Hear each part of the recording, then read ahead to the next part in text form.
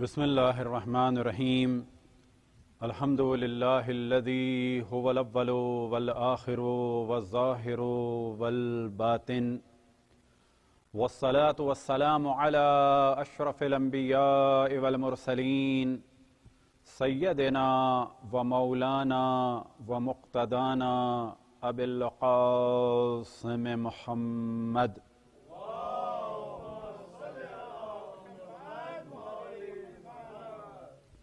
وعلى أهل بيته الطيبين الطاهرين المعصومين سيما بقية الله في الأراضين مهدي المنتظر أرواحنا وأرواح العالمين لتراب مقدمه الفداء ولعنة الله على أعدائهم ومنكر فضائلهم وغاصب حقوقهم إلى قيام يوم الدين. وقال الله تعالى وهو أصدق القائلين إنما يريد الله ليذهب عنكم الرجس أهل البيت ويطهركم تطهيرا.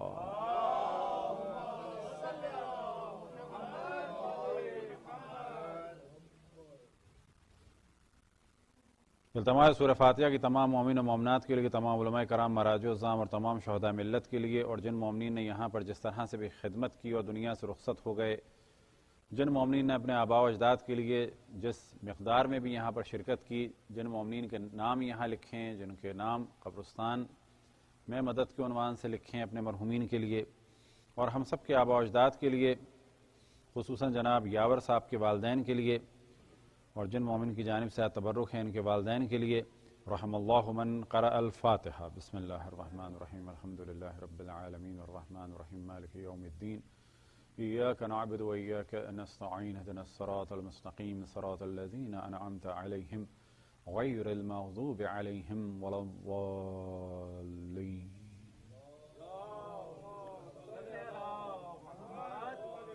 اور دعا ہے کہ خداوند تبارک و تعالیٰ بحق محمد وآل محمد جتنے مومنین دنیا میں جہاں جہاں پریشان حال ہیں اور خصوصاً جو بیمار ہیں ان سب کی شفایابی کے لیے، اور خصوصاً قیصر نقوی صاحب کی شفایابی کے لیے، اور یاور صاحب کی، اور مبین صاحب کے بھائی علی رضا کی صحتیابی اور شفایابی کے لیے بر محمد وآل محمد صلوات.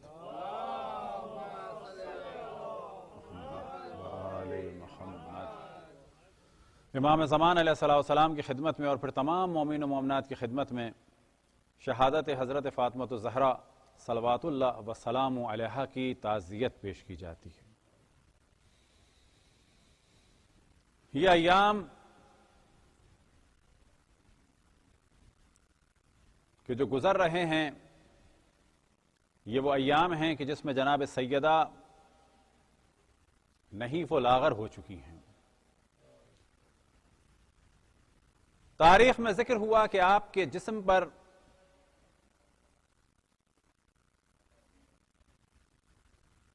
یا بعض جگہ بیان ہوا کہ ہڈیوں پر کھال رہ گئی ہے، نحیف و لاغر ہو چکی ہے، اور بعض جگہ بیان ہوا کہ ہاتھ میں عصا ہے، اور عمر تقریباً 18.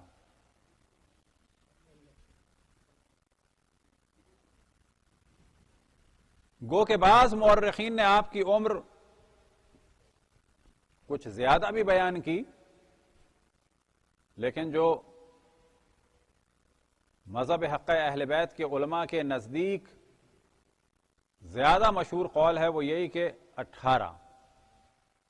لیکن بعض مورخین اہل سنت نے اگر اس سے زیادہ بھی بیان کی تو بھی سوال کیا جائے گا کیا یہ ایسی عمر تھی کہ ہاتھ میں عصا آ جائے؟ کیونکہ 18 سے 2 سال 4 سال 6 سال اس طرح کے بعض اقوال ہیں. تو ان سے سوال کیا جائے گا کیا یہ ایسی عمر تھی کہ وہ دنیا سے چلی جائیں؟ کیا یہ ایسی عمر تھی کہ ہاتھ میں عصا آ جائے؟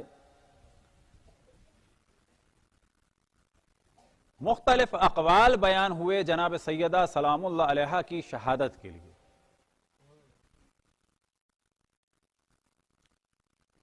اور ہر قول سے پہلے جو ذکر ہوا وہ یہ کہ آپ زندہ رہیں اتنے دنوں تک اب وہ دنوں کی مقدار مختلف ہے، اگر انشاءاللہ کل زندگی رہی تو اسے بیان کریں گے، لیکن ہر شہادت میں جو مین واقعہ بیان ہوا کہ آپ اتنے دن کے بعد دنیا سے رخصت ہوئیں، تو جو دنوں کی گنتی ہوتی ہے اس کی ابتدا ہے شہادت رسول اللہ صلی اللہ علیہ وآلہ وسلم سے۔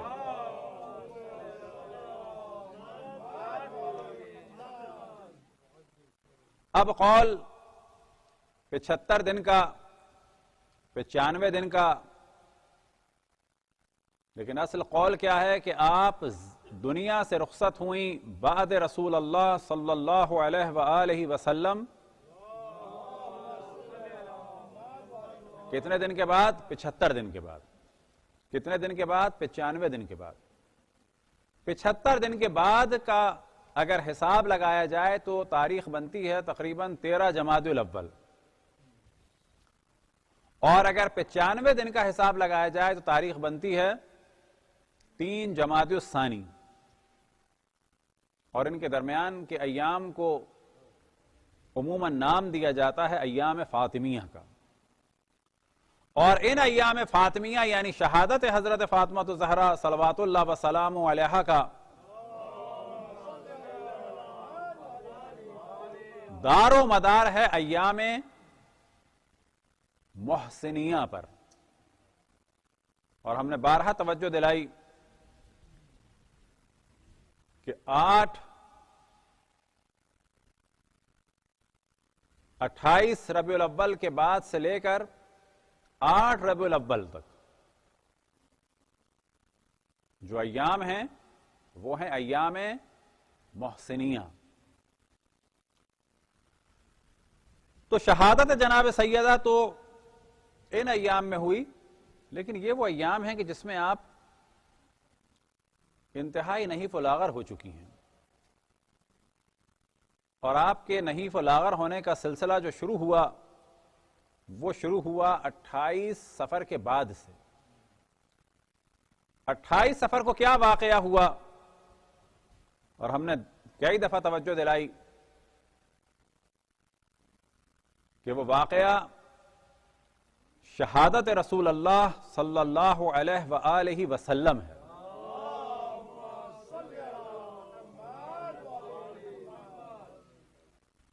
اور اس جانب بھی ہم نے توجہ دلائی کہ کوشش کرنی چاہیے، بلکہ 100% کوشش کرنی چاہیے کہ وفات یا رحلت یہ الفاظ استعمال نہ کریں آپ کے لیے، بلکہ الفاظ استعمال کیے جائیں شہادت رسول اللہ، کیونکہ جب تمام مسلمانوں کا اس پر اجماع ہے کہ آپ کو زہر دیا گیا تو پھر لفظ شہادت میں قباحت کیا ہے؟ اور لفظ شہادت لوگوں کے بیدار کرنے کا سبب بنے گا کہ لوگ سوال کریں گے کہ یہ شہادت کیسے ہوئی، تو پھر بتایا جائے گا کہ اجماع ہے تمام مسلمانوں کا کہ آپ کو زہر دیا گیا۔ پھر اس پر ڈسکس کیا جائے گا کہ زہر کون دے سکتا ہے، کیوں دے سکتا ہے، کیا فوائد ہو سکتے ہیں، کیا دشمنیاں ہو سکتی ہیں۔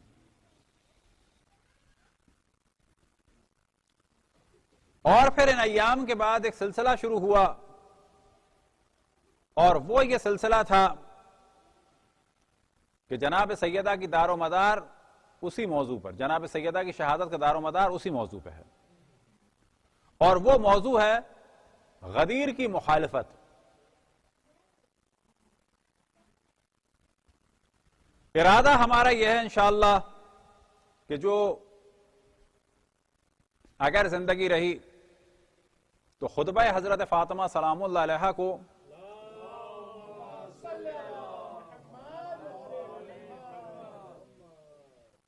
انشاءاللہ ترتیب سے پڑھیں گے، کیونکہ عام طور پر جو ہمارے یہاں روش ہے وہ یہی ہے کہ تھوڑا سا ذکر کیا جاتا ہے، ایک آدھ بیچ کے الفاظ کا کبھی کبھی ذکر کر دیا جاتا ہے، اور تفصیل سے خطبے کی اگر قرات کی جائے، خطبے کو پڑھا جائے، تو یہ کلچر اب تک انڈیا پاکستان میں تو نہیں ہو پایا،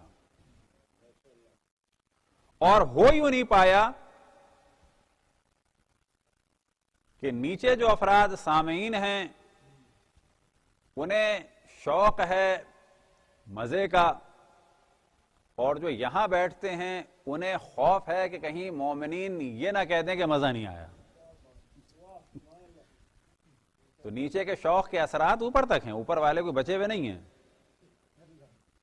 اب یہاں پر ضرورت یہ ہے کہ یا تو اپنے ہم دیکھ لیں کہ بھئی کتنے نے ہمیں پسند کیا. تو یہاں پہ تو جو اصل معیار ہے وہ یہی ہے کہ ایک ہستی کہ جس کی وجہ سے یہ نظام چل رہا ہے کہ جو حجت خدا ہے وہ راضی رہے کافی ہے. یہ باقی 6, 7, 8 ارب کی اتنی حیثیت نہیں ہے. اور اگر یہ ہستی راضی ہے تو سب کچھ مل گیا، اور اگر یہ ہستی راضی نہیں ہے، یہ اربوں افراد اگر راضی ہو جائیں تو کوئی کمال نہیں ہے. انسان کی معراج اور ہدایت اور آخرت کا دار و مدار اس ایک ہستی پر ہے. اب ظاہر ہے کہ جب یہ کلچر ہے تو بہت ساری چیزیں ہمارے یہاں نہیں آئیں. اب تک مقتل نہیں پڑھے جا سکتے، زیارتیں نہیں پڑھی جا سکتی، خطبے نہیں پڑھے جا سکتے، اور خطبات میں جو اہم ترین خطبہ ہے سیدہ نساء العالمین کا، وہ خطبہ نہیں پڑھا جا سکتا. وجہ کیا ہے؟ خطرہ کس چیز کا ہے؟ کچھ لوگ کہیں گے مجلس میں مزہ نہیں آیا. لیکن اگر کلچر بنایا جائے تو کلچر بنانے کا دار و مدار ہم سب کے ہاتھ میں. آج کلچر بنایا جائے کہ جناب سیدہ کے خطبے کی قرأت کا سلسلہ شروع کیا جائے، اس خطبے کو پڑھنے کا سلسلہ شروع کیا جائے.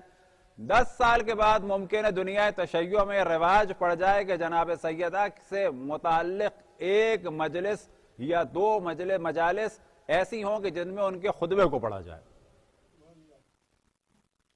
اب کچھ لوگ عربی میں پڑھیں گے، ساتھ میں ترجمہ کریں گے، عرب عربی میں پڑھیں گے، ممکن ہے پاکستانی اردو میں پڑھیں، ایرانی عربی میں پڑھیں، یہاں پر لوگ یورپ امریکہ میں انگلش میں پڑھیں، اور ممکن ہے کہ عربی اور انگلش میں یا عربی اور اردو میں پڑھیں. نتیجہ کیا ہوگا کہ خود کلچر بنے گا. اگلا نتیجہ کیا نکلے گا کہ اس خطبے کے نکات کی جانب توجہ ہوگی. جس طرح سے الحمدللہ گو کہ ہمارے یہاں حدیث قصہ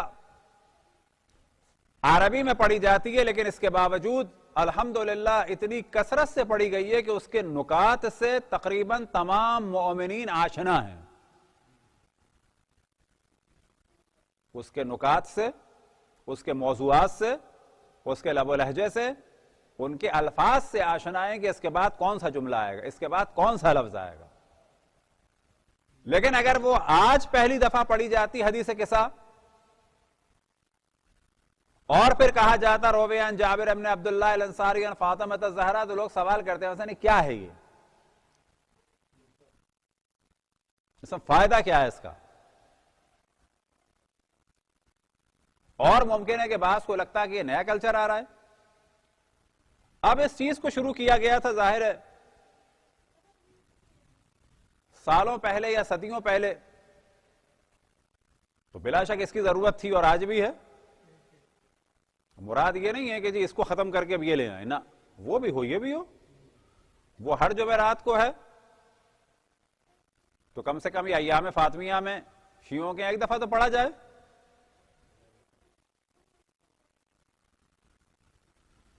تو اصل پرابلم یہی ہے کہ جب کلچر بدل رہا ہوتا ہے تو بہت زیادہ ریزسٹنس ہوتی ہے. تو بعض دفعہ کلچر بدلتا ہے، ایک ہی زمانے کے افراد کے درمیان چینج آتا ہے، ایک ایج کے افراد کے درمیان، کہ مثال کے طور پہ یہ کیا شروع ہو گیا. اور بعض دفعہ کلچر بدلتا ہے اور ایک جنریشن کا گیپ ہو جاتا ہے کہ جی سابقہ جنریشن میں یہ کام ہوتا تھا، اگلی جنریشن میں یہ کام ہو رہا ہے. تو جب کلچر بدلتا ہے تو بعض دفعہ پرابلم ہوتا ہے، لیکن علمی حوالے سے کلچر ہمیں بہتری کی جانب لے جانا چاہیے اور کوشش کرنی چاہیے کہ معارف ائمہ علیہم الصلاۃ والسلام یا بالفاظ دیگر معارف معصومین علیہم الصلاۃ والسلام کو پبلک میں لایا جائے. اب اس کے لیے کہیں نہ کہیں تھوڑا سا کلچر بدلے گا. مثال کے طور پر اگر زیارت ناحیہ شروع ہو، جیسے کہ خود ہم نے اب جمعے میں ہر جمعے کو، کیونکہ جمعے کا دن مخصوص ہے، تو تدریجاً چیزیں ہلکے ہلکے پھیلانی چاہیے. پچھلے 4-5 جمعے سے ہم نے اس چیز کو تقریباً ہر جمعے میں ڈسکس کر رہے ہیں کہ زیارتوں کے کچھ زیارتیں خاص ایام کی بھی ہیں. ہر زیارت پڑھ سکتے ہیں ڈیلی، لیکن بعض ائمہ سے منسوب ہیں دن. مثال کے طور پر ہفتے کا دن منسوب ہے رسول اللہ صلی اللہ علیہ وآلہ وسلم کی زیارت سے. اتوار کا دن منسوب ہے مولا امیر المومنین و جناب سیدہ علیہم الصلاۃ والسلام کی ولادت سے، زیارت سے. پیر کا دن امام حسن امام حسین علیہم الصلاۃ والسلام کی زیارت سے. منگل کا دن امام زین العابدین امام محمد باقر امام جعفر صادق علیہم الصلاۃ والسلام کی زیارت سے. بدھ کا دن امام موسیٰ کاظم، امام رضا، امام محمد تقی اور امام علی نقی علیہم الصلاۃ والسلام کی زیارت سے. جمعرات کا دن امام حسن عسکری علیہ الصلاۃ والسلام کی زیارت سے. جمعے کا دن امام زمان علیہ الصلاۃ والسلام کی زیارت سے. تو بعض دفعہ ان چیزوں کو بہت ہی آرام سے لانا اور ائمہ کے ذکر کو کثرت سے بڑھانا یہ ذمہ داری ہے ہماری. تو لہٰذا اگر آپ کیل میں ہو تقریباً 5 جمعرات سے، ظاہر ایک دم سے بھی کوئی کلچر نہیں بدلا جا سکتا، ایک دم سے بھی پبلک پہ بوجھ نہیں ڈالا جا سکتا کہ ہر وقت دعائیں شروع ہو جائیں، ہر وقت جو ہے وہ اذکار شروع ہو جائیں، لوگ بھاگ جائیں گے. لیکن آہستہ آہستہ بات چیزیں نارمل ہو جاتی ہیں بالکل. تو ہر جمعے کو ہم زیارت پڑھاتے ہیں آخر میں، جو مخصوص ہے جمعے کی زیارت امام زمان علیہ الصلوۃ والسلام کی. تدریجاً یہ چیز ایک نارمل ہو جائے گی، جمعے میں زیارت پڑھی جائے گی. جس طرح سے عید میں ہمارے ہمیشہ زیارت وارث ہے، نہ ہو تو کیا ہے، نماز عید نہیں ہوگی، ہو جائے گی عید. لیکن عید کی ایک اہم ترین عبادت کیا ہے؟ زیارت امام حسین. کیونکہ اعمال کی قبولیت کا دار و مدار مودت اہل بیت پر ہے. اب اگر مودت اہل بیت نہیں ہے تو اصلا روزے قبول نہیں.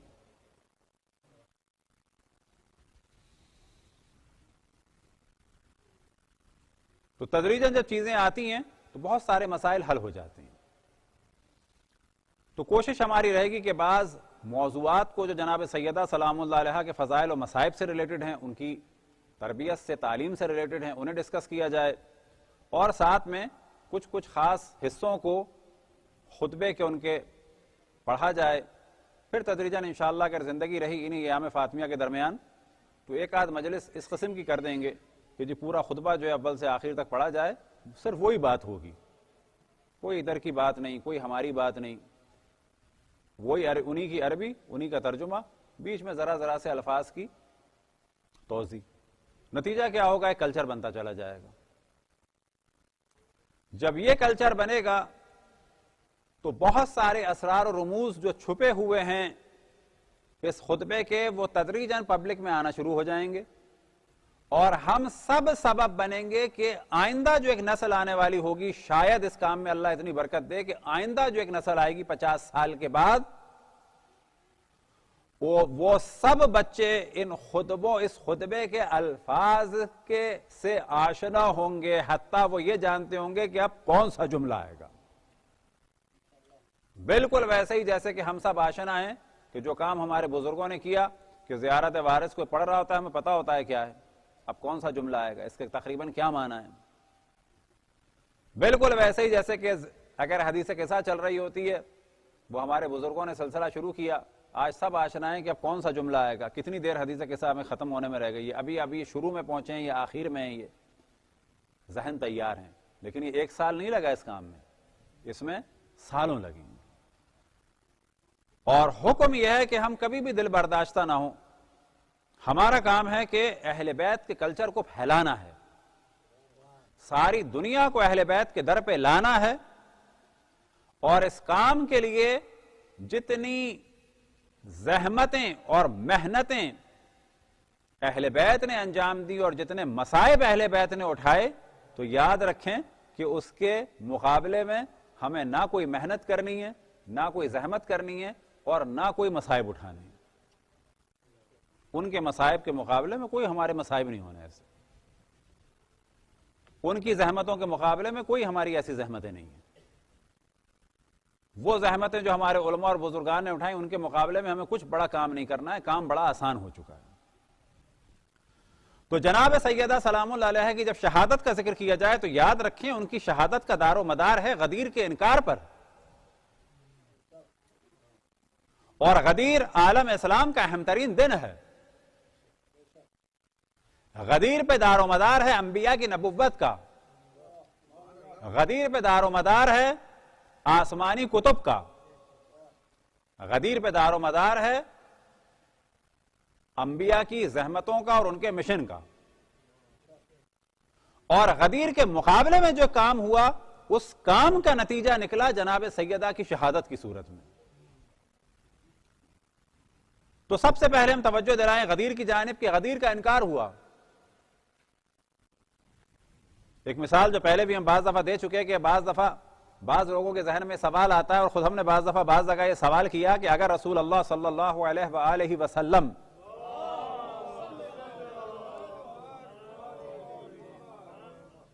بڑے پیمانے میں لوگوں کو جمع کر کے اعلان کر دیتے کہ میرے بعد علی جو ہیں وہ امام ہے تو مشکل حل ہو جاتی. بعض لوگوں نے کہا کہ بلا اگر ایسا ہو جاتا تو بڑا اچھا تھا. ہم نے کہا ایسا ہوا تو نہیں کہ نہیں ہوا. میں نے کہا یہ آپ کے ذہن میں اس وجہ سے آ رہا ہے کیونکہ غدیر کلیئر نہیں ہے. غدیر میں یہی ہوا تھا. غدیر میں یہی ہوا تھا کہ حج کے بعد نہ حج کے درمیان نہ ان جگہوں پہ کہ جہاں پر نارملی گفتگو کی جاتی ہے وہاں پر نہیں دیا تھا خطبہ کہ کہا جائے کہ یہ تو نارمل سی گفتگو تھی اور لوگوں نے بھلا دیا. حج کے بعد قافلہ جب پلٹا تو اشرف الانبیاء حضرت محمد مصطفیٰ صلی اللہ علیہ وآلہ وسلم پر اللہ کی جانب سے جناب جبرائیل حکم لے کے آئے. آیت نازل ہوئی یا ایھا الرسول بلغ ما انزل الیک من ربک فإن لم تفعل فما بلغت رسالتہ واللہ یعصمک من الناس. تمام شیعہ سنی کا اجماع ہے کہ یہ آیت نازل ہوئی کہاں پر؟ غدیر میں. یہ آیت نازل ہوئی خم میں کہ جو ایک غدیر تھی جسے کہا جاتا ہے غدیر خم. سب کا اس پہ اجماع ہے. اور خطبہ بھی ہے. اتفاق سے اس خطبے کو بھی سال میں چند دفعہ اللہ اگر توفیق دے تو اس قسم کی محفل ہونی چاہیے کہ خالی خطبہ پڑھا جائے. وہ تو خطبے کا ایک جملہ ہے وہ, کیونکہ بلا شک جو رسول اللہ صلی اللہ علیہ وآلہ وسلم کا آخری خطبہ ہے وہ اہم خطبہ ہے. اور اس اہم خطبے میں جو اہم ترین پیغام ہے ایک تو یہی ہے انی تارکم فیکم الثقلین کتاب اللہ و عطرۃ اہل بیتی ما ان تمسکتم بہما لن تضلوا ابدا. اور اسی طرح سے ایک من کنت مولاہ فہذا علی مولا. صلوات پڑھیں پر محمد والے محمد.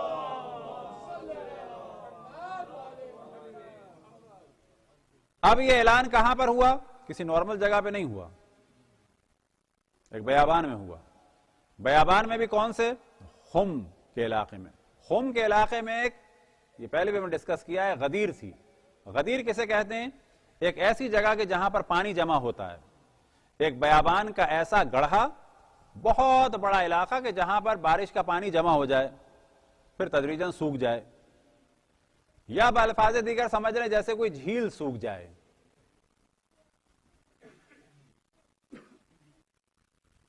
جب یہ قافلہ وہاں پہنچا آیت نازل ہوئی, آپ نے حکم دیا کہ جو لوگ رکے ہوئے ہیں ان کو لے کے آؤ, جو آگے جا چکے ہیں ان کو پیچھے بلاؤ. سب لوگوں کو بلایا گیا. بلانے کے بعد ایک بلند جگہ بنائی گئی, اونٹوں کی پالان سے اشرف الانبیاء حضرت محمد مصطفیٰ صلی اللہ علیہ وآلہ وسلم نے خطبہ دیا اور پھر اقرار لیا لست اولی بکم من انفسکم, آیا میں تم پر تمہاری جانوں سے زیادہ حق رکھتا ہوں؟ تو سب نے جواب دیا بلا یا رسول اللہ. تو پھر آپ نے فرمایا من کنت مولاہ فہذا علی مولا. بس جس کا میں مولا اس کا علی مولا. اگر اس غدیر پر باقی رہا جاتا تو پھر جناب سیدہ کی پسلیاں نہیں ٹوٹتی.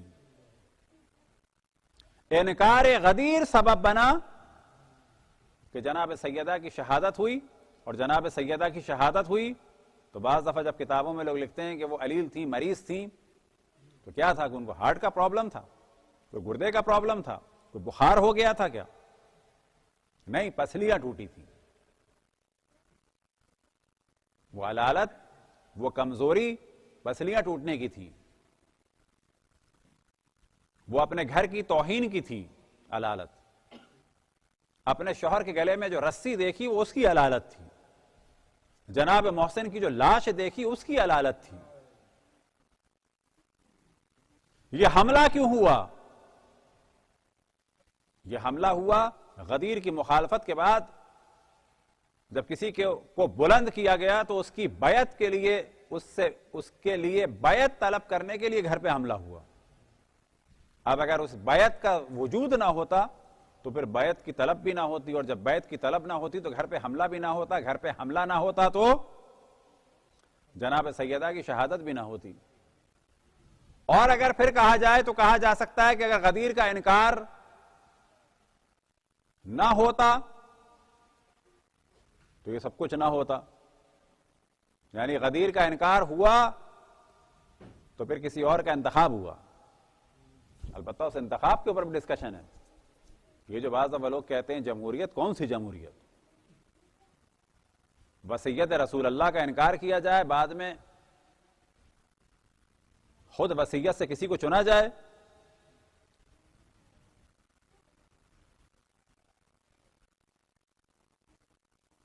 پہلا مرحلہ انکار ہوا, دوسرا مرحلہ کسی کا انتخاب ہوا, انتخاب کے لیے بیعت لینے کے لیے پریشرائز کیا گیا.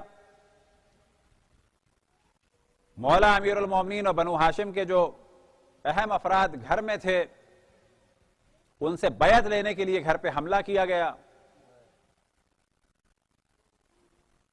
اب سوال یہ پیدا ہوتا ہے کہ جناب سیدہ دروازے پہ کیوں گئیں؟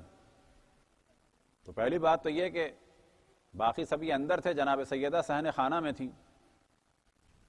دوسرا مرحلہ یہ کہ انہوں نے حجت تمام کی کہ شاید رسول کی بیٹی کا احترام کریں گے,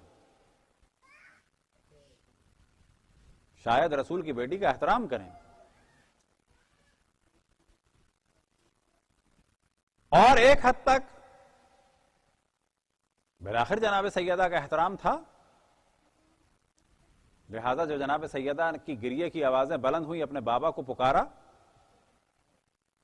تو ابن قتیبہ دینوری کے جن کی مشہور و معروف کتاب ہے علماء اہل سنت میں سے الخلافت والامامت والسیاست, ان کتاب کا نام ہے الامامت والسیاست, اس میں انہوں نے واضح لکھا کہ جب فاطمہ گریے کی آوازیں بلند ہوئیں تو کچھ لوگوں قریب تھے کہ ان کے دل پھٹ جائیں, کچھ لوگ رونے لگے, کچھ رو کے پلٹ گئے. لیکن جو اہم ترین موضوع ہے, کچھ لوگ روئے, کچھ لوگ رو کے پلٹ گئے. ضرورت ہے اہل بیت کی نصرت کی. آج بھی ہم میں سے کچھ لوگ, اس کے قطعاً معنی نہیں ہے کہ ہم جو روتے ہیں اس کا وہ رونا اور ان کا رونا برابر ہے مدینے والوں کا, نہ. ان پر لازم تھا کہ مولا علی کی نصرت کریں, ان پر لازم تھا کہ رسول کی بیٹی کی نصرت کریں. تو یہ دونوں رونوں کو ملایا نہ جائے. ہمارے یہاں بعض دفعہ ایک شدت ہوتی ہے کہ وہ لوگ بھی تو روئے تھے. ہاں وہ روئے تھے, ان کے پاس دونوں آپشن تھے, یا روئیں یا مدد کریں. تو کہا جائے گا ان کے رونے کا فائدہ نہیں ہے. ہم اگر رو رہے ہیں تو ہمارے رونے کا تو فائدہ ہے, ذکر امام حسین زندہ ہے. لیکن امام حسین کے تیر چل رہے ہوتے, ہم نصرت نہ کرتے اور روتے تو پھر اس کا کوئی فائدہ نہیں تھا. ہم کربلا میں ہوتے اور کہتے کہ امام حسین پہ ظلم ہو رہا ہے اور ہم روک سکتے تھے, تو وہ رونا تو بیکار ہے. تو اس رونے کا اس رونے سے کوئی مقایسہ نہیں ہے. اور بعض دفعہ لوگ جذباتی ہو کے بول دیتے ہیں کہ وہ بھی رو رہے تھے آپ بھی رو رہے ہیں. نا, اس رونے میں اس رونے میں فرق ہے. اس رونے کا مقایسہ کیا جائے, کربلا میں امام حسین اور حضرت زینب پہ ظلم ہو رہا ہوتا, ہم زبان بھی کھولنے کی جرت نہ کرتے اور فقط روتے, تو اس رونے کی تو مذمت کی جا سکتی ہے کہ کیا فائدہ.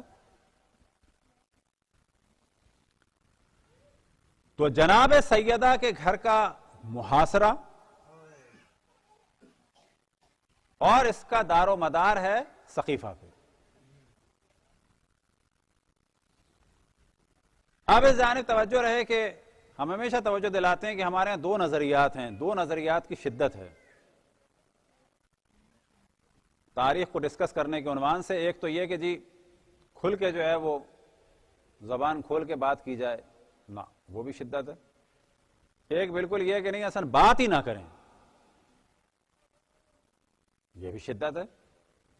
درمیانی راہ یہ ہے کہ ہم اپنی مجلس میں, محفل میں تاریخ کو اچھے طریقے سے پیش کریں, ڈسکس کریں, جو کچھ ہوا اسے فریقین کی کتابوں سے بیان کریں. ہدف یہ ہو کہ جو نہیں جانتے اہل بیت کو وہ اہل بیت کو پہچانیں, جو نہیں جانتے دشمنان اہل بیت کو وہ دشمنان اہل بیت کو پہچانیں. ہدف یہ ہو کہ ہماری گفتگو کے بعد کچھ لوگ اہل بیت سے قریب ہوں اور عین اس وقت اہل بیت کے دشمنوں سے دور ہوں. بے شمار.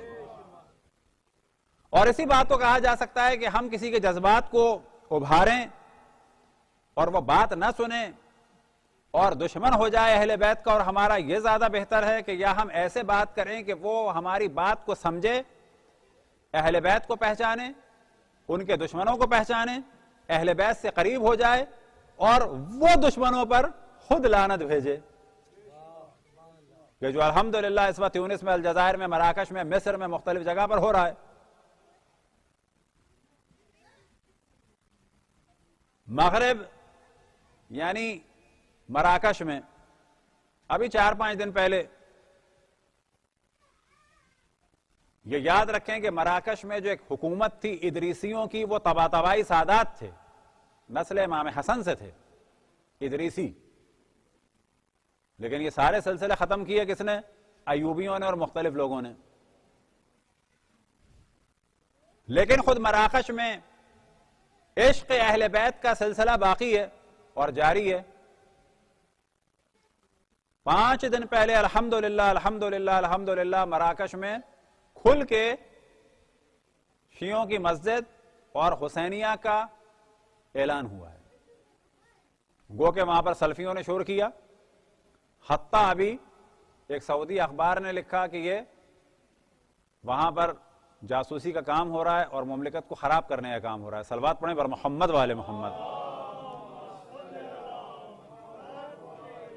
خواتین سے گزارش ہے کہ اگر کوئی بہت اہم بات ہے تو مائک وہاں بھجوا دیتے ہیں تاکہ ہم سب استفادہ کریں, اور اگر بہت اہم بات نہیں ہے تو شاید یہ والی بات اہم ہو جو یہاں ہو رہی ہے. صلوات پڑھیں بر محمد والے محمد.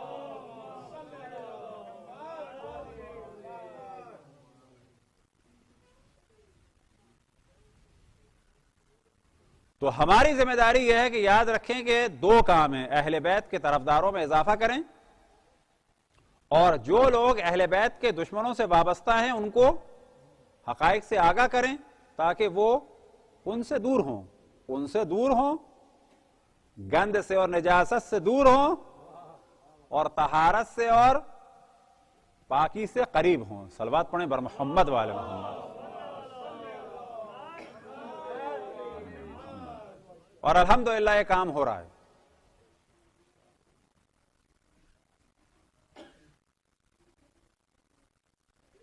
تو غدیر کے بعد کا جو اگلا مرحلہ ہے کہ جو غدیر کا انکار ہوا, اور غدیر کے بارے میں کل بھی ہم نے توجہ دلائی کہ جو غدیری ہیں انہیں ہمیں ایک نقطے پہ جمع کرنا چاہیے. غدیری کون کون ہیں؟ بوری ہیں, آغا خانی ہیں, دروز ہیں, زیدیاں ہیں, اور اسی طرح سے علوی ہیں ترکی کے اور سیریا کے, کہ جن کو غلطی سے جو دشمن نے گالی انہیں دی ہے, وہ گالی کا لفظ ہم استعمال کرتے ہیں, ان کو نصیری کہتے ہیں, وہ نصیری نہیں ہیں, وہ علوی ہیں. اور علوی 12 ائمہ کے ماننے والے ہیں. تو جو بھی غدیر کے ماننے والے ہیں انہیں ہمیں جمع کرنا ہوگا غدیر پہ. اور بلا شک کہ جو 4 یا 6 معصوم کو اور امام کو مانے بلا شک وہ مقدم ہے، بلا شک وہ مقدم ہے ان پر کہ جو کسی بھی امام کو نہ مانے. یہ ایک ہماری تھیوری ہے، اس میں بڑے کھل کے کہتے ہیں، اور بعض دفعہ بعض کے بعد ناگوار گزرتی ہے، اور یہ عقلی سی بات ہے، یہ بالکل عقلی سی بات ہے کہ جو 4 ائمہ کو مانتے ہیں وہ بالآخر ان سے بہتر ہیں جو ایک کو بھی نہیں مانتے، وہ 6 کے جو مانتے ہیں وہ بالآخر بہتر ہیں، اسی طرح سے جو 12 کو مانتے ہیں وہ قطعاً اور بہتر ہیں. تو غدیر کے مقابلے میں جو چیز بنائی گئی وہ ہے سقیفہ، اور جناب سیدہ کی شہادت کا دار و مدار سقیفہ پہ ہے.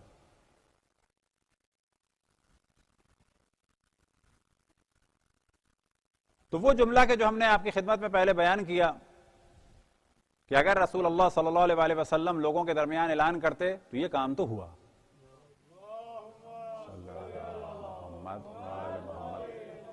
تو یہ کام تو قطعاً ہوا، اور 1,24,000 یا اس سے زیادہ کی تعداد میں ہوا.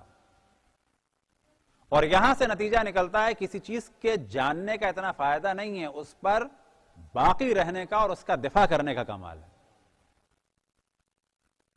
آج بھی ہم سب جانتے ہیں، ائمہ کو جانتے ہیں، شیعت کو جانتے ہیں، بہت اچھی چیز ہے، لیکن اس سے زیادہ کمال یہ ہے کہ اس کے اوپر پابند رہیں کہ خدا ہم سب کو توفیق دے، اور اس کا دفاع کریں، اس کو پروموٹ کریں. جو خاموش ہیں وہ بھی اچھے ہیں، لیکن بعض دفعہ خاموشی سبب بنتی ہے کہ جو جیت لکھی ہوئی ہوتی ہے وہ ہار میں بدل جاتی ہے، جو جیت لکھی ہوتی ہے وہ ہار میں بدل جاتی ہے. تو یہ جو کہا جاتا ہے کہ دل سے راضی ہیں تو بھی کافی ہے، وہ درجے ہیں. بعض دفعہ خالی دل کا کام نہیں چلتا، زبان سے بھی نہیں چلتا، عملی طور پہ میدان میں آنا پڑتا ہے، عملی طور پہ میدان میں آنا پڑتا ہے. مثال کے طور پہ تبلیغ کا کام ہم کیا، ہم دل سے اہل بیت کو پسند کرتے ہیں، کافی ہے. ہاں، دل سے اہل بیت سے محبت کرتے ہیں، وہ آخرت کے لیے کافی ہے. لیکن اگر شیعت ختم ہو رہی ہو، انحراف پھیل رہا ہو، تو پھر محبت دل والی نہیں چلتی، پھر زبان بھی ضروری ہے. پھر اس کے بعد تبلیغ کا الگ کام ہوگا، کہا جائے گا دل میں آپ کے ہے وہ الگ موضوع ہے، آپ کی زبان پہ بھی گفتگو آنی چاہیے، اور اہل بیت کے معارف دنیا تک پہنچنے چاہیے. اگر زندگی رہی تو ہماری تو یہی خواہش ہے کہ اس قسم کے کام ہونے چاہیے مختلف شہروں میں. اور واقعاً اگر سوچا جائے انہی ایام سے تیاری کی جائے، 5-10 آدمی سلسلہ شروع کریں جیل میں جانے کا، ریہیب سینٹرز میں جانے کا. یہ کس نے کہا ہے کہ ہم اتنی بڑی پلاننگ کریں کہ ہر سینٹر میں ہم پہنچے ہوئے ہوں گے؟ نا، some thing is better than nothing. کسی 1 یا 2 جگہ سے تو شروع ہوں. جو لوگ مدینے میں تھے ان میں سے بعض نے گریا بھی کیا، بعض پلٹ کے بھی چلے گئے، لیکن اس وقت گریا اور پلٹ کے جانے سے زیادہ ضروری تھا کہ اسٹینڈ لیتے اور جناب سیدہ کی حمایت کرتے.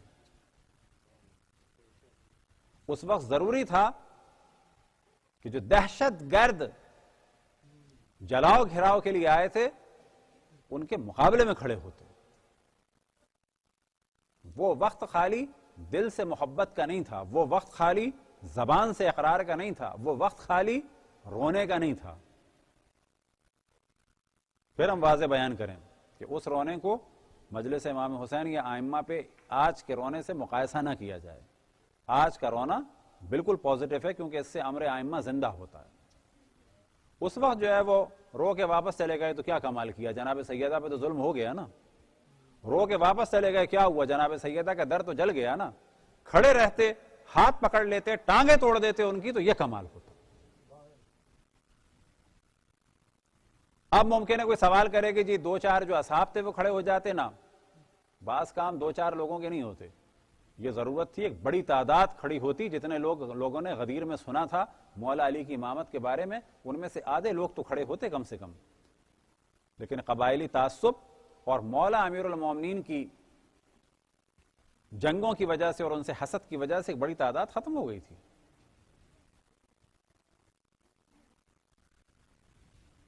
تو پہلا مرحلہ ہوا دین کی مرکزیت کو ڈسٹرب کیا گیا، یعنی غدیر کو ڈسٹرب کیا گیا. اور دوسرا جو مرحلہ ہوا وہ ہوا کہ اہل بیت کو اقتصادی اعتبار سے ایک محاصرے میں لانے کی کوشش کی گئی. اور وہ محاصرہ شروع ہوا حوائط سبعہ، یعنی 7 باغوں اور خصوصاً فدق کے ذریعے سے. اب بعض دفعہ لوگ اعتراض کرتے ہیں کہ اشرف الانبیاء حضرت محمد مصطفیٰ صلی اللہ علیہ وآلہ وسلم نے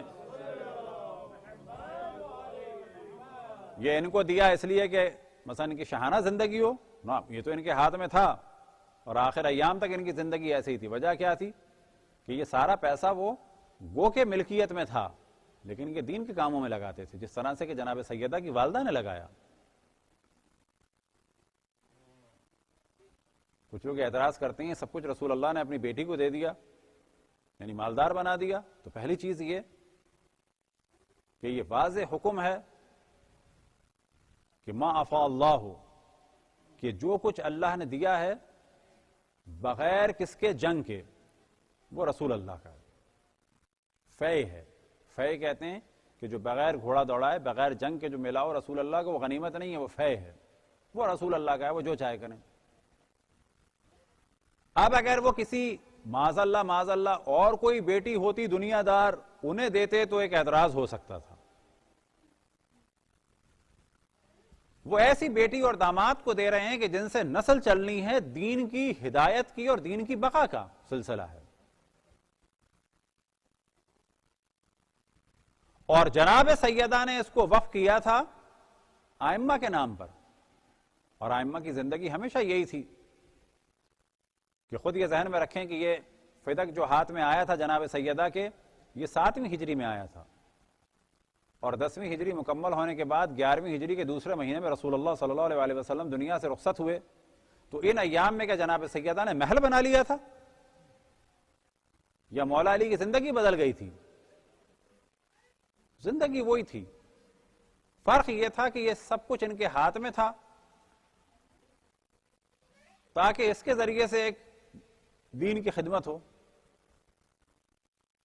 اب اگر خلافت غصب ہوتی تو پھر بھی ایک دین کے کام کے لیے مال ہاتھ میں رہتا، اور اگر خلافت غصب نہ ہوتی تو پھر تو اور بہتر طریقے سے کام ہوتا.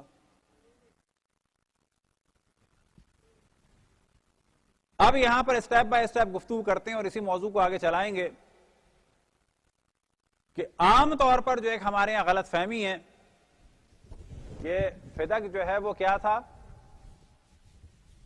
میراث تھی. یہ غلط ہے بالکل. میراث اسے کہتے ہیں کہ جو دنیا سے جانے والے کے پاس چیز ہو. فرض کریں کہ ہم نے اپنی بیٹیوں کو جہیز دیا، وہ ہمارے مرنے کے بعد ان کا جہیز میراث ہے نا، وہ ان کو اپنی زندگی میں ہم دے چکے تھے. ہم نے اپنے کسی بیٹے کو پیسے دیے کہ تمہاری پوری سال کی فیس ہے، ہم مر گئے تو کیا یہ فیس ڈیوائیڈ ہوگی؟ نہ، یہ اپنی زندگی میں دے چکے ہیں. میراث وہ ہے کہ جو مال ہمارے ہاتھ میں اور ہماری موت واقع ہو تو جو ہمارے ہاتھ میں یہ میراث میں جائے گا. تو پہلی بات یاد رکھیں کہ فدق اور حوائط سبع یہ میراث نہیں تھے، غنیمت بھی نہیں تھے، یہ فے تھے. مال غنیمت نہیں تھا، یہ فے تھا.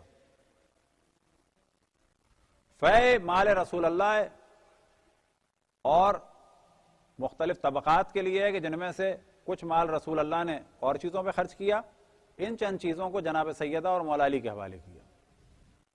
کیوں حوالے کیا تو آپ کی خدمت میں بیان کیا. اب جب جناب سیدہ نے مطالبہ کیا، جب اس پہ قبضہ کر لیا گیا تو یہ جناب سیدہ کے ہاتھ میں تھا، خود اشرف الانبیاء کی زندگی میں ان کے ہاتھ میں آ چکا تھا.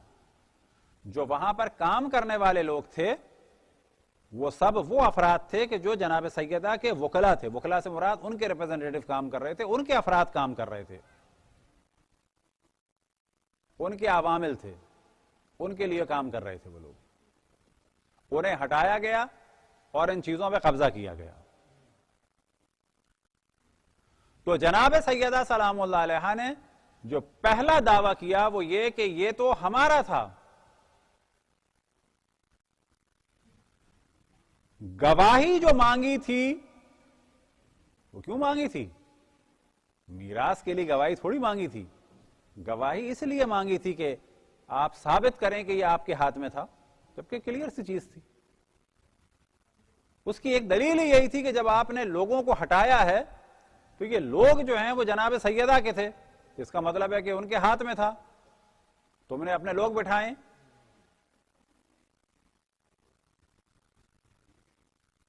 کسی کے مکان پر جا کے آپ قبضہ کریں کہہ کہ تم دلیل لاؤ تمہارا مکان ہے، تم دلیل لاؤ کہ نہیں ہے مکان، اور تم ہی قاضی بنے ہو اور تم ہی پارٹی بنے ہو.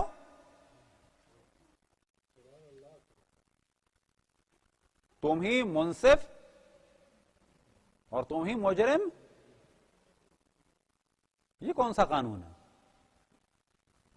تو پہلا مرحلہ تھا کہ جناب سیدہ نے ثابت کیا کہ یہ فے تھا، رسول اللہ صلی اللہ علیہ وسلم کے پاس تھا، انہوں نے مجھے دیا ہے. جناب عباس نے گواہی دی اور بعض لوگوں نے نہیں مانے. یہ لوگ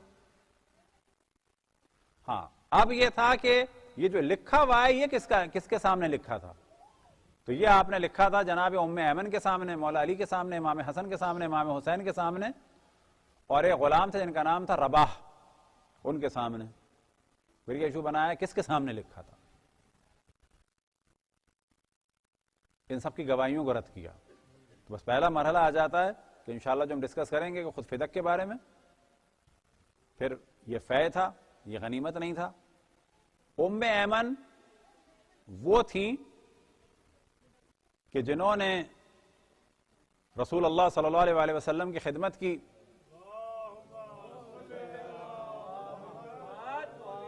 پھر ان کا عقد ایک ان کے غلام سے کیا گیا اشرف الانبیاء کے. پھر ان کی بیٹی ہوئی ایمن، ان کا نام تھا برکہ. برکہ سے مراد جو ہم اردو میں کہتے ہیں برکت، تو برکہ ان کا نام تھا. بیٹی کی ولادت ہوئی تو ان کی کنیت ہو گئی ام ایمن. ان کو بشارت دی تھی رسول اللہ صلی اللہ علیہ وسلم نے کہ سچی ہیں اور یہ جنتی ہیں. تو نہ جناب سیدہ کی گواہی مانی گئی، نہ مولا امیر المومنین کی مانی گئی. غلام کو رد کر دیا گیا، اور بعض جگہ غلام کا ذکر نہیں ہے لیکن ام ایمن کا تو ہر جگہ ذکر ہے. جب یہ والا مرحلہ ہوا تو پھر آپ نے اگلے موضوع کو ڈسکس کیا. وہ اگلا موضوع کیا تھا کہ صحیح ہے اگر یہ ثابت نہیں ہے میراث تو ہے. اگلا موضوع تھا میراث. جب میراث کا انکار کیا گیا تو پھر آپ نے کہا کہ جو قربا کا حق بنتا ہے وہ دو، اس کا بھی انکار کیا گیا. یہ سٹیپ بائی سٹیپ سارے کام ہوئے. اور پیچھے جو پالیسی تھی وہ یہ تھی کہ مولا امیر المومنین کو سیاسی اور مذہبی اعتبار سے بھی مرکز میں نہ رہنے دیا جائے بابر میں، اور مالی اعتبار سے ان کو اتنا ویک کر دیا جائے کہ یہ خود پریشان ہو جائیں. اصل پلاننگ یہ تھی. اب کچھ خطبے کا ذکر کرتے ہیں، اس کو شروع سے. خطبہ کل ہوگا. خطبے سے پہلے کی جو کیفیت ہے اسے بیان کرتے ہیں کہ جو خود ایک بہت ہی اہم ہے. اب یہ خطبہ جناب امام زین العابدین علیہ السلام سے نقل ہوا.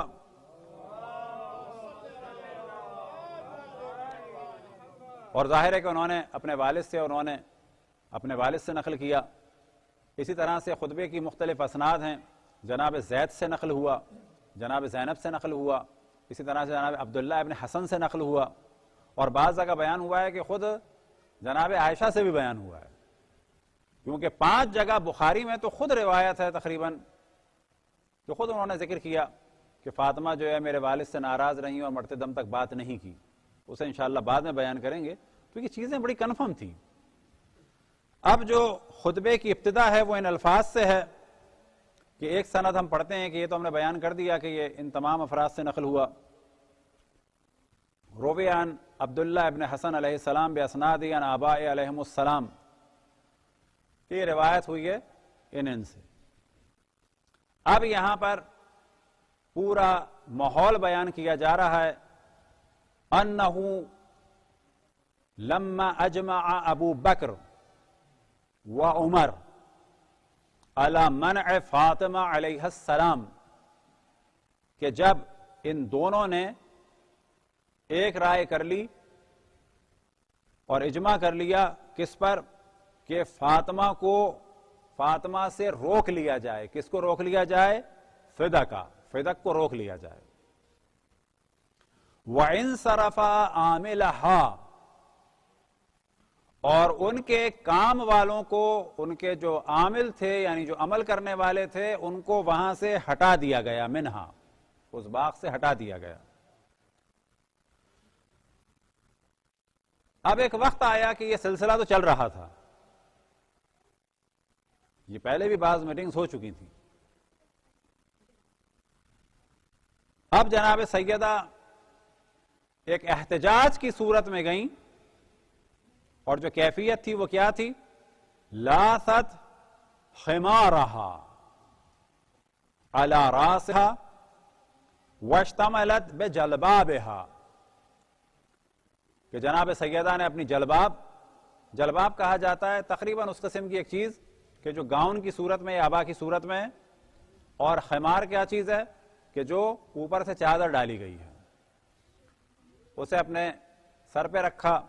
جلباب کو، کہ جو زمانے میں خاص لباس تھا، تقریباً آج جس کو جلباب کہا جاتا ہے کہ جسے کہا جائے گاؤن، ایک بالکل گاؤن یا عربی عبا، اور اس کے اوپر پھر ایک چادر ہوتی تھی جناب سیدہ کی جو خمار ہے. وَأَقْبَلَتْ فِي لُمَّةٍ مِّنْ حَفَدَتِهَا وَنِسَاءِ قَوْمِهَا، اور پھر آپ نے رخ کیا کس صورت میں؟ کہ ایک گروہ کی صورت میں تھیں آپ خواتین، کہ جس میں کچھ آپ کی خدمت گزار تھیں. اب یہاں پر جو لفظ ہے من حفدتها، یہ بچوں کے لیے بھی استعمال ہوتا ہے اور خدمت گزاروں کے لیے بھی. تو یہ بھی کہا جا سکتا ہے کہ جناب سیدہ کچھ اپنی خدمت گزاروں کے ساتھ، اور یہ بھی کہا جا سکتا ہے کہ ساتھ میں بچے ہوں. وَنِسَاءِ قَوْمِهَا، اور کچھ خواتین تھیں کہ جو ان کی قوم کی تھیں، یعنی ان کی طرفدار تھی کچھ. تَتَعُ ذَيُولُهَا، چادر زمین پر خط کھینچ رہی تھی، یعنی چادر جو ہے وہ زمین پر اتنی لمبی تھی کہ وہ زمین پر کھینچ رہی تھی. ما تحرم مشیتها مشیت رسول اللہ صلی اللہ علیہ وآلہ وسلم، ان کی چال ایسی تھی کہ جیسے چال رسول اللہ صلی اللہ علیہ وآلہ وسلم. جناب سیدہ کے قدم رکھنے کا طریقہ اور ان کی چال ایسی تھی کہ جیسے کہ رسول اللہ کی چال. حتی دخلت علی ابی بکر، یہاں تک کہ وہ داخل ہو گئیں کہ جہاں پر یہ ابو بکر تھے. وَهُوَ فِي حَشْدٍ مِّنَ الْمَهَاجِرِينَ وَالْأَنصَارِ، من المہاجرین والانصار، اور یہ بیٹھے ہوئے تھے ایک گروپ کی صورت میں مہاجرین اور انصار کے درمیان، وغیرہم، اور ان کے علاوہ کچھ اور لوگ. فنیتت دونہا ملاءۃ، پھر ان کے درمیان یعنی جناب سیدہ کے آگے ایک پردہ لگا دیا گیا. البتہ وہ کام پردے کا کر رہا تھا، لیکن ملاءۃ جو ہے وہ عام طور پہ چادر کے لیے استعمال ہوتا ہے. تو یعنی چادر کچھ خواتین کے پاس ہوگی تو وہ چادر یا تو اس طرح سے انہوں نے پکڑ لی، یا یہ کوئی چیز تھی، بانس تھا، اس پہ ڈال دی. یہ تفصیل نہیں لکھی ہے. اور یہ بھی ہو سکتا ہے کہ چادر یہ خواتین لائیں، اور جب جناب سیدہ سلام اللہ علیہ تشریف لائیں تو آنے کے بعد جو ہے وہ مثال کے طور پر یہ چادر ہے، یہ ہم نے اس طرح سے پکڑ لی، یہ ہمارا بھی پردہ ہو گیا کیونکہ ہمارے آگے چادر ہے، اور اسی طرح سے وہاں سے کسی نے پکڑ لی اور جو بیٹھی ہوئی ہیں خواتین ان کا بھی پردہ ہو گیا. لیکن جب آپ آئی ہیں تو ڈائریکٹ مسجد میں آ گئیں، حتی دخلت علی ابی بکر وہو فی حشد من المہاجرین والانصار وغیرہم قنیط دونہا ملاءۃ، چادر لگا دی گئی جو پردے کا کام کر رہی تھی. فجلست، اب یہاں سے جو ہے ایک نقشہ جو کھینچا گیا ہے روایات میں، فجلست یہاں تک کہ حضرت فاطمہ سلام اللہ علیہا بیٹھ گئیں. ثم انت انتن، پھر جناب سیدہ نے ایک آہ بھری اور گریے کی ان کی آواز بلند ہوئی. ابھی کوئی کلام نہیں کیا، فقط گریہ کیا. ثم انت انتن، یہاں تک کہ آپ نے ایک آہ لی اور رونا شروع کیا. اب ظاہر ہے کہ خطبے میں بھی ذکر ہوگا کہ ایک جانب ان کے بالکل سامنے وہ جگہ ہے کہ جہاں پہ ان کے بابا کی قبر ہے، اور ایک جانب وہ اپنے مصائب کو وہ دیکھ چکی ہیں. ثم انت انتن، آپ نے گریہ کیا، اور اس گریے کا نتیجہ کیا ہوا؟ اجحش القوم لہل بکا، کہ جتنے لوگ وہاں پہ تھے وہ جناب سیدہ کی وجہ سے وہ بھی رونے لگے، کیونکہ جناب سیدہ کا گریہ ایسا تھا کہ اس سے پوری محفل کا رنگ بدل گیا تھا. فرتجل مجلسو، اور مجلس میں یعنی جتنے لوگ وہاں پر بیٹھے تھے ہلچل سی مچ گئی تھی. اب آپ کیفیت کا اندازہ لگائیں کہ جناب سیدہ ایک دم سے گھر سے نکلی ہیں، چال ایسی جیسے رسول اللہ کی چال، زمین پہ ان کی چادر جو ہے خط کھینچ رہی ہے، خواتین کی اور اپنی کنیزوں کے درمیان ہیں. ایک دم سے مجلس میں داخل ہوئی، داخل ہونے کے بعد ایک دم سے پردہ لگایا گیا، جناب سیدہ بیٹھی، اور پہلا کام جو آپ نے انجام دیا وہ کیا تھا؟ انت انتن، کہ گریہ کیا، اور گریے کی آواز بلند ہوئی. اور آپ کے گریے کی وجہ سے نتیجہ کیا ہوا؟ اجحش القوم لہل بکا، آپ کی وجہ سے لوگوں نے رونا شروع کر دیا، اور ایسا رونا شروع کیا ارتجل مجلسو، یہاں تک کہ مجلس میں ہلچل مچ گئی کہ فاطمہ رسول اللہ کی بیٹی اس وقت جو ہے وہ مسجد نبوی میں داخل ہو گئیں. اور بلا شک وہ وقت تھا کہ جو مجرم تھے ان کے بھی ہوش اڑ گئے ہوں گے کہ فاطمہ نے کیا کام کر دیا اس وقت. ثم املحت حنیتن، پھر جناب سیدہ سلام اللہ علیہا کچھ دیر کے لیے خاموش ہو گئیں.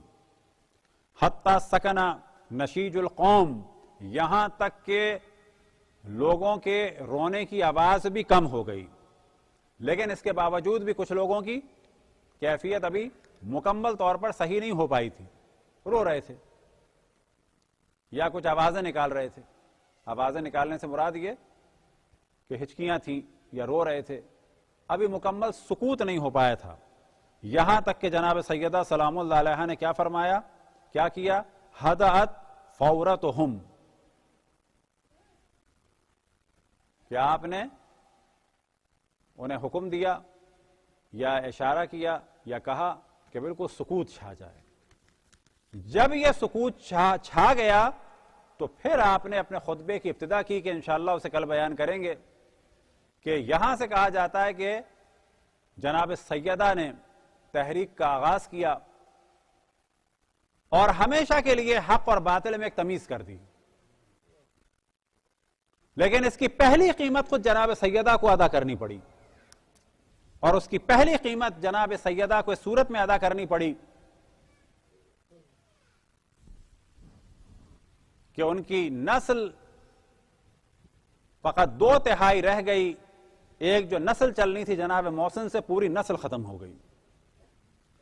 ہاں مومنو، یہ وہ ایام ہیں کہ جس میں جناب سیدہ دنیا سے جانے والی ہیں.